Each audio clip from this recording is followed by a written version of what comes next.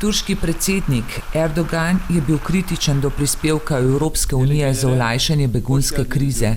Kot je dejal, je bila Unija predlagana za Nobelovo nagrado, ker je sprejela le nekaj beguncev, poroča francoska tiskovna agencija AFP. Sporočijo, da bodo sprejeli med 30.000 in 40.000 beguncev in zato so nominirani za Nobelovo nagrado za mir. Mi gostimo 2,5 milijona beguncev, pa se zato nihče ne zmeni, je bil oster Erdogan.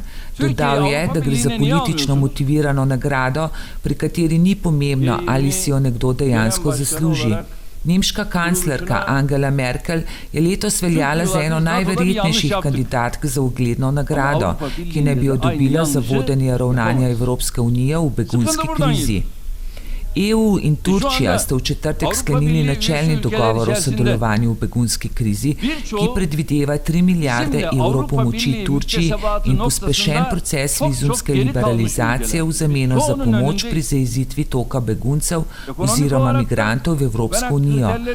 Erdogan kljub temu meni, da EU ne sodeluje dovolj pri delitvi bremen begunske krize.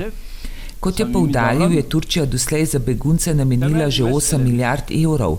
Kritičen je bil tudi glede odnosa EU do Turčije oziroma njenih prizadevanj za članstvo v Uniji.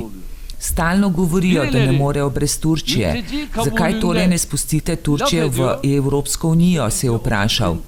Dodal je, da številne članice Unije zaostajajo za Turčijo, kar zadeva gospodarski razvoj in izpopolnjevanje kriterijev za članstvo v Uniji. Turčija je novo poglavje v pogajanjih z Unijo nazadnje odprla novembra 2013 in to po več kot 3 letih zastoja. Turčija je sploh daleč najstarejša prosilka za članstvo v Uniji. Za status kandidatke je zaprosila leta 1987. Pristopna pogajanja pa je začela oktobra 2005. Doslej je v desetletju pogajanj odprla le 13 in začasno zaprla eno poglavje od 35.